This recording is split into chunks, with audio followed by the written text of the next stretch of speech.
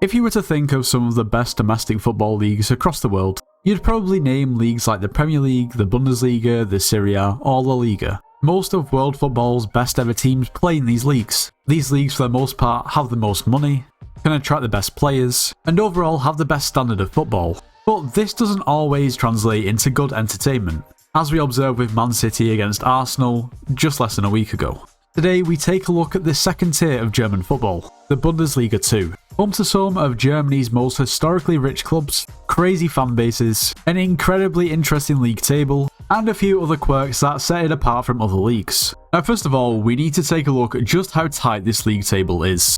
A staggering 10 points separates 17th place on 29 points, and 8th place on 39 points, leaving the relegation battle absolutely wide open. Bear in mind, Schalke are one of the teams that are on the verge of being relegated. There'll be more on that later in the video. And just looking through the league table, it's crazy the amount of teams that were previously established in the Bundesliga that now find themselves in the second Bundesliga. It's kind of scary. Teams like Schalke, Nuremberg, Hertha Berlin, Hannover, Dusseldorf, Hamburg. It definitely makes the games an interesting watch. Now, there's nothing worse than watching a football match, and the atmosphere in the ground is completely and utterly flat.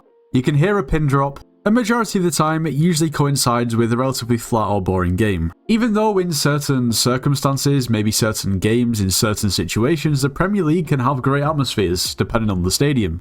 However, the vast majority of the time, it falls relatively flat. But you will not be disappointed with the atmosphere and the fans in the Bundesliga 2. The fans across the board, to be honest, in the league are really, really good.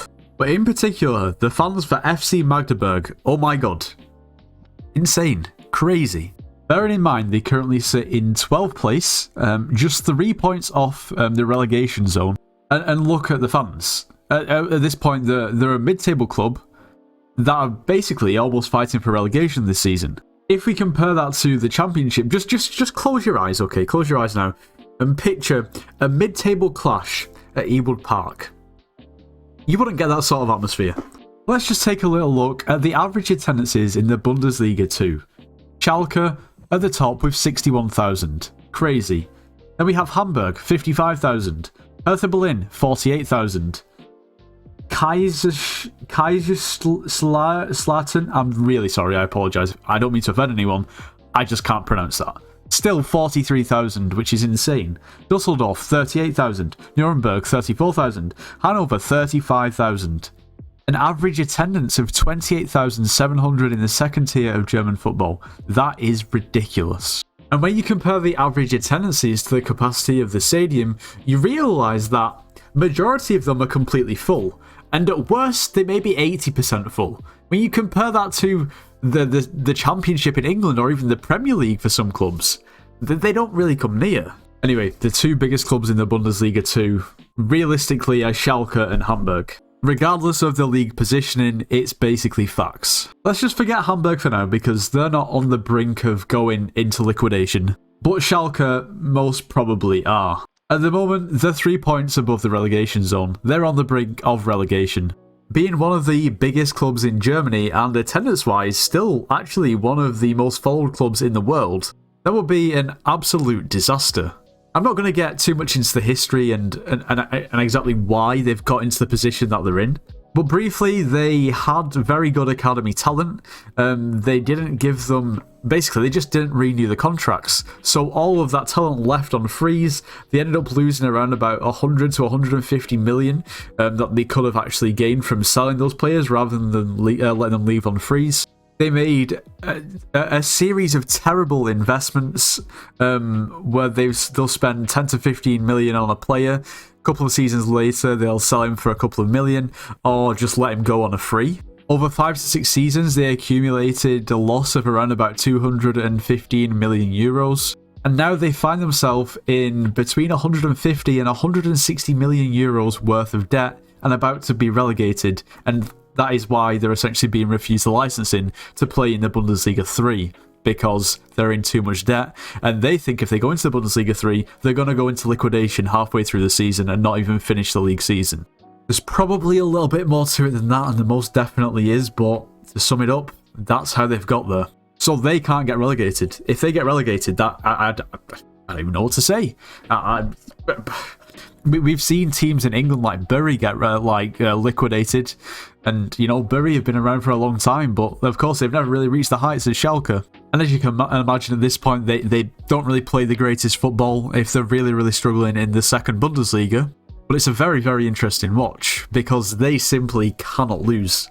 They've got to win and they've got to stay up, and if they don't, then the consequences are really dire.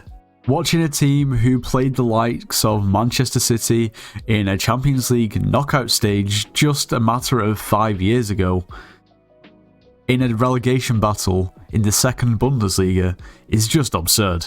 Now let's just talk about Hamburg for a little bit because their situation is different but also not great. Now, just to put into perspective how big of a club Hamburg really are, they are 6-time German champions, 3-time DFB Pokal winners, and were also winners of the European Cup, which is the modern-day Champions League, in 1982 to 1983. Hamburg were relegated from the Bundesliga to the Bundesliga 2 in 2018. It doesn't seem like long ago, but that's 6 years they've been unable to get back into the Bundesliga. 6 years they've tried and failed. They currently sit in 4th place, 1 point off Dusseldorf in 3rd, and 7 points off 2nd place, meaning promotion looks rather unlikely this season. In a crazy turn of events last season, Hamburg would beat SV Sandhausen 1-0 in the final day of the season. The Hamburg fans invaded the pitch thinking they'd gain promotion to the Bundesliga. However, Heidenheim's game had not finished. They actually had 11 minutes of injury time. They were 2-1 down at the start of injury time when Hamburg thought that they gained promotion. However, Heidenheim pulled one back and then actually scored the winner in the 9th minute of stoppage time to not only win the Bundesliga 2, but deny Hamburg of automatic promotion. While their situation is better than Schalke's, it's still not good. And just to rub salt in Hamburg wounds, if you look at the top of the Bundesliga 2, there sits FC St. Pauli, Hamburg's smaller and local rivals. You literally couldn't make it up. Now, stepping away from clubs in specific, let's just talk about German football. Now, German fans wear their hearts on their sleeve. They are visually the most passionate fans in the world. It doesn't mean to say that English football fans aren't as passionate, or Spanish football fans aren't as passionate, or Italian football fans aren't as passionate, or French football fans aren't as passionate. It's just how they display it.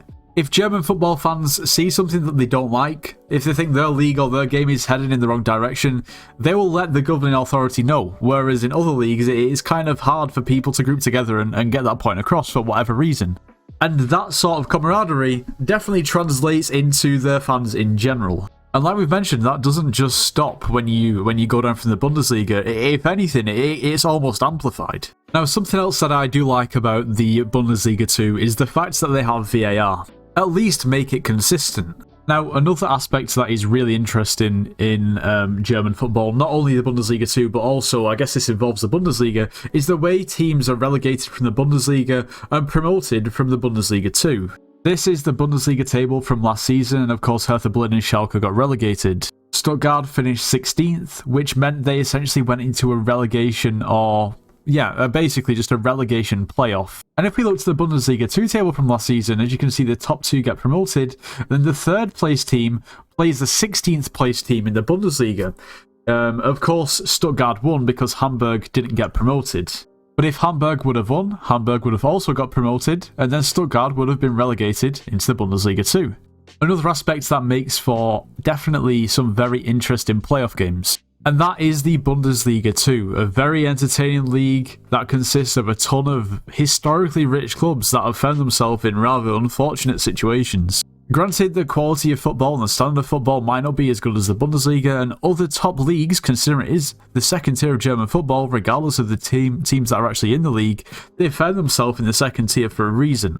But for entertainment factor, this league has got to be one of the best. Anyway, that brings us just about to the end of today's video. If you did enjoy this video, then maybe you should take a look at my previous video on screen now. A video where we took a look at oil money and FFP in football. Anyway, this video did take quite a while to make, so if you did enjoy, make sure to subscribe to the channel. Anyway, I'll see you in the next one.